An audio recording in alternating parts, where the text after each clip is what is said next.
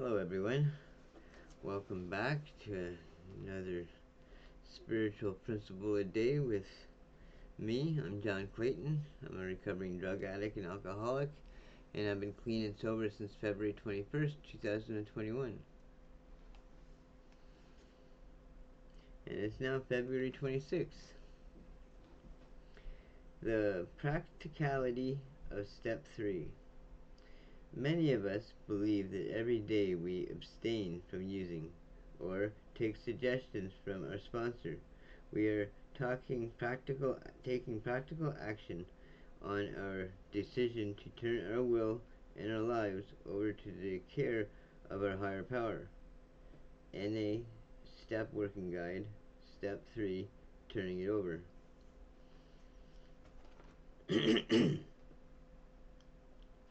Sometimes we get anxious about how we're faring in recovery. Are we doing enough to stay clean? Is our concept of a higher power crystal clear? Have we struck the right balance of NA versus life responsibilities? When was the last time we reached out to a newcomer?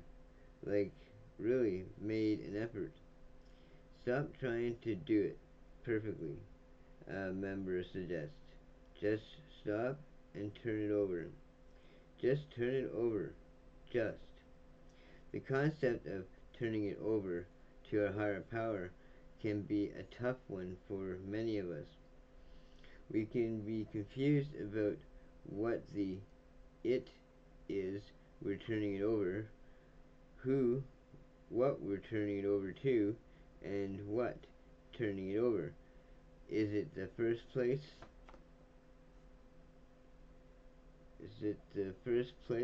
Luckily, we have plenty of opportunities to explore this concept in recovery. We can answer all the questions in our step working guide. We can discuss it with our sponsor. We can ask other members we trust about their experience. We can devour every passage on the third step to be found in any literature. But let's all just take a moment and consider this. Since we're reading these words right now, we are clearly taking a practical action of turning our will over, whether alone or with a group. We are in our higher power's will at this very second as we take in this moment. This is all inclusive, whether we have tons of time clean or are wrestling with our recent relapse. Right now, as we are reading these words or hearing them read aloud by another member, we are having a spiritual experience. We don't have to force it or define it or wonder about it or control it. We can just reflect on it. So simple, so practical. Right here, right now, in this moment, I'm applying the spiritual principles of practicality. I don't have to do anything else except acknowledge it. Yeah, that's an interesting reading. You know, when I was still in treatment, I made it a point that the first thing that I did every single morning before I got up for breakfast or whatever is that I read the Just for Today reading. Not the SPAD, because at that time I didn't have the SPAD book, but I got my own copy of the Just for Today, and I made sure that I read it every single morning when I got up. First thing that I do. Also, the first thing I would do is, prior to reading that section for the day, is that the first thing I would say is, just for today, I don't have to pick up. And I said that every day for 20 months. And and it helped. I mean, I lived at this place called the Mustard Seed, where downstairs was was was almost, well, kind of like a, it was a day room, but it was also kind of a daily shelter kind of idea. Like, it wasn't. It was, well, it was a shelter, but it was mainly for the street people during the day, so they had someplace to go, so they can eat or eat lunch and dinner and have a place to get coffee. And but I lived above upstairs, which was just a men's only treatment facility. And and the good thing was is that, you know, because when I first went in there, I made a commitment to stay for at least a year. And the good news is that even though I stuck it out for a year, and even if you don't have a place to live, they don't just kick you out and put you back on the street. Thank God for that, or that might have brought me back to using again.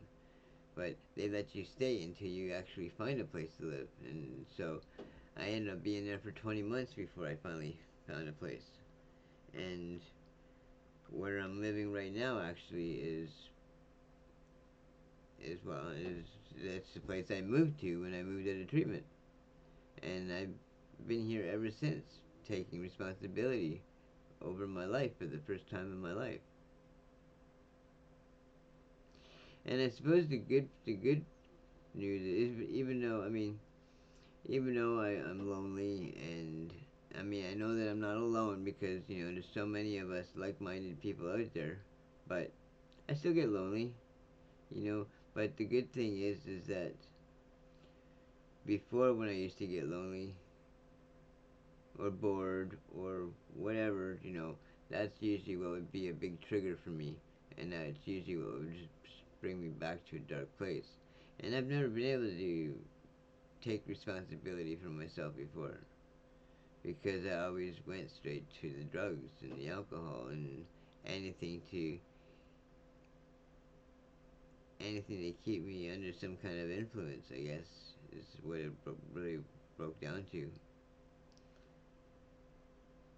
And I know I've said this before. The fact that I never thought it'd ever be possible for me to get clean and sober, and the fact that I've lasted almost 4 years, well, for one, is a miracle, and two, knock on wood, I'd hope I never go back.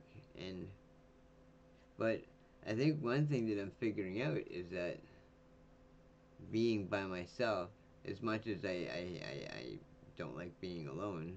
I have my cat.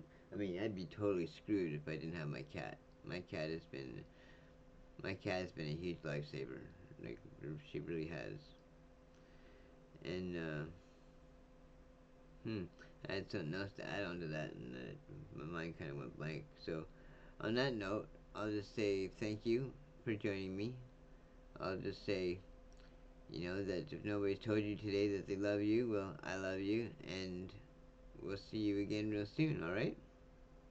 Alright. Sounds good, everybody. We'll see you soon. Bye.